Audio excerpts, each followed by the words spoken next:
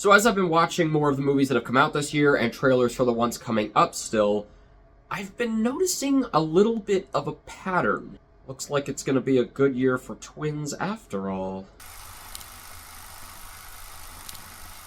Welcome back to the channel, guys. Today our movie in the middle is Mickey 17.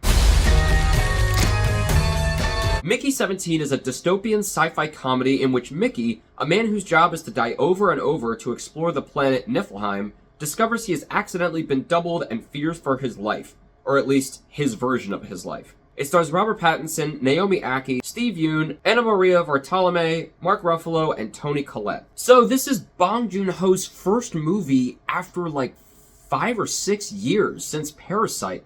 And so there was going to be a lot of expectation and hype for this because his last movie won Best Picture and was phenomenal and is one of my favorite movies of the last decade. So I was really curious what he was going to do with this, especially once I found out it was going to be more of a dark comedy, which was really exciting to see coming from him. Starting off with the highs, I love the world of this, not just because it's sci-fi, because a lot of times with these sci-fi movies, I find that a lot of the stuff can be sort of similar, a little bit bland at times, you know, we've seen it in other things.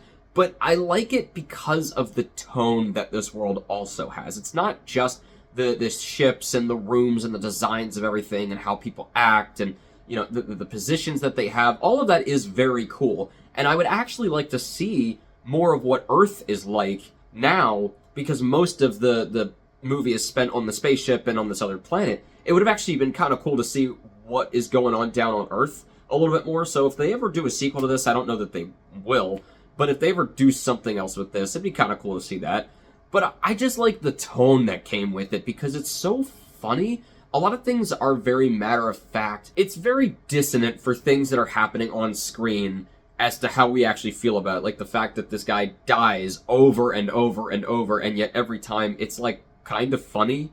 You know, and then he comes out of the thing and he falls down because there's no tray to catch him. Stuff like that just makes it really funny and hilarious and a little bit more lighthearted than you would think for something like this. And this was apparently based off of a novel, and I can definitely see that because it just has that feel to it with the voiceover, with how it's edited. It definitely has this vibe that it was originally a book first. So I think without having read the book, it seems like they did a pretty good job adapting it, at least tonally. You can't go into this movie and not be excited to see what Robert Pattinson does because he's become a fan favorite by so many people, whether it's mainstream movie guys or Criterion Collection or A24 or Marvel, whoever it is, you like Robert Pattinson. Even though he started out as a big meme, he's gotten so good, and I love everything he's in because he just is different every time, and even down to his voice, which I think in this one has to be one of the oddest and most specific he's ever done. About the badges,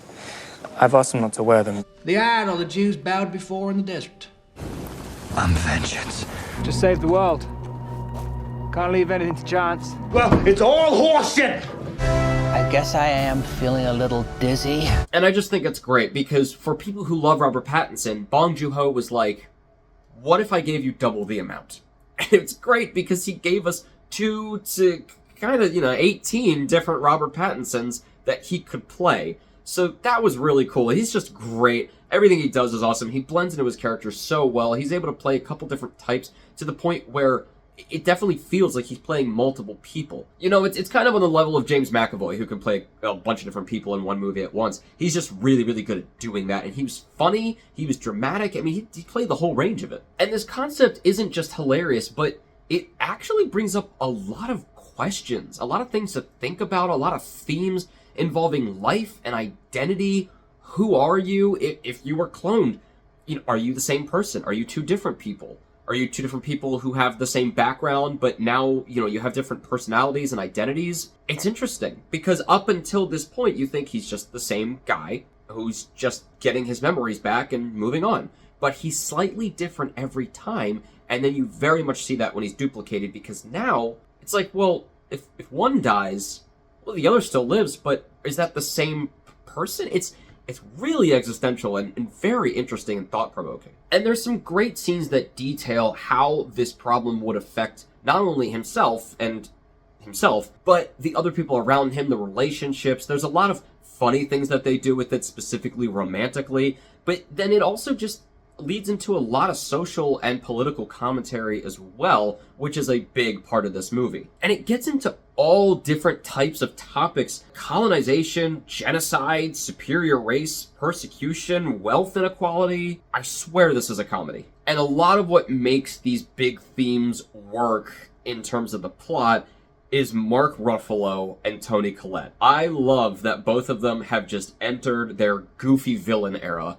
They are so much fun in this, as entertaining as just this pathetic, awful, malicious political couple. Their power, idiosyncrasies, their stupidity, the little things that they do just because they're rich, they're very entertaining in this movie. Now the thing is they are kind of the front and center of something about this movie that will probably turn a lot of people off. It is smacking you in the face with messages and the reasons for the story being made.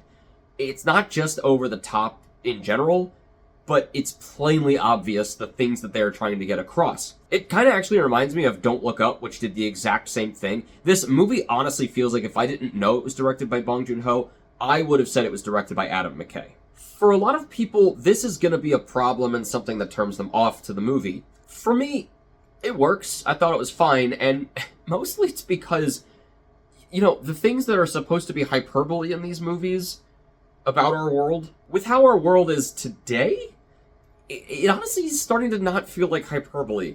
And in fact, the stuff that's happening in these movies sometimes doesn't even feel as crazy as what's actually going on. And in the case of this and Don't Look Up, the entire point is that we're screaming for logic and justice into basically a void. So yeah, the movie is loud and overly in your face with the messages, but let's be honest, that's sort of the point, because somehow people miss it or dismiss it anyway anymore. I do have a couple lows for the movie. One, and probably the biggest one for me, I kept hearing that there's a lot of uneven pacing, and at first I didn't really think that, but the more I sat with it, I think I agree. The structure is a little bit uneven. What they do is they'll take like an angle to the story and dive into it for like 10 or 20 minutes.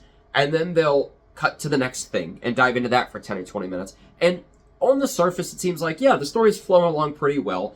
But there are a couple things where you're like, okay, we've been doing this for a bit. What about the other stuff that we were doing for a while and haven't really come back to? And then we do. Every scene on its own was very entertaining. Like, there were a lot of them I was cracking up or really invested in to see where it goes. But as a whole, it does definitely seem a little bit jagged. And a couple of things that kind of fall under that same umbrella in particular are, for Robert Pattinson's characters, Mickey's, there's, these main two, and at the end, I kind of wanted more of, like, a resolution with them. Like, there is a resolution, obviously, with them, but I wanted more of communication with them, or like a thematic closure to the questions that have been brought up throughout the movie with their characters, because it brings up a lot of these thought-provoking things and these themes, and then it feels like it just kind of ends as a regular generic action sci-fi movie, and we don't really get as much of that thematic,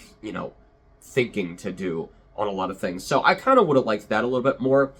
The other thing is there is a character who, she has a little bit of a role in one subplot of the movie, and then she sort of disappears for a little bit again, and then comes back at the end very quickly. And I'm like, I don't quite know what your character's purpose was.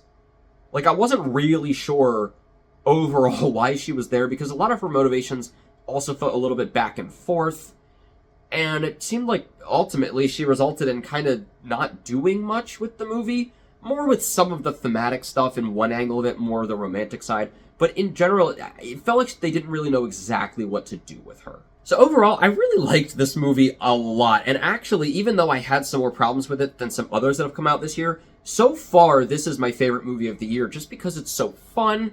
I love the tone. I did like the pacing of the movie, like the feel of it. Just structurally, it was a little odd. But I love the acting, I love the world. There's just a lot of stuff that's really cool here, where it could have been another generic sci-fi movie. It felt different. It felt like it had more personality and character. And there was a lot of cool things in here, even down to just the design of the creatures and, what they do and how they interact with the humans. I thought that was all very cool. It was just a really fun movie, and as always, I'm excited to see what Bong Joon-ho does next. I'm going to give Mickey 17 a 3 out of 4. Well, guys, let me know what you thought of Mickey 17. What so far of Bong Joon-ho is your favorite of his things? You can't say Parasite because that is cheating. Obviously, it's the best one. So what is your other one? Is this it? Or maybe Snowpiercer or something else? Let me know in the comments below. And as always, keep your hopes high, your stress low, and movies right in the middle. I'll see you guys later.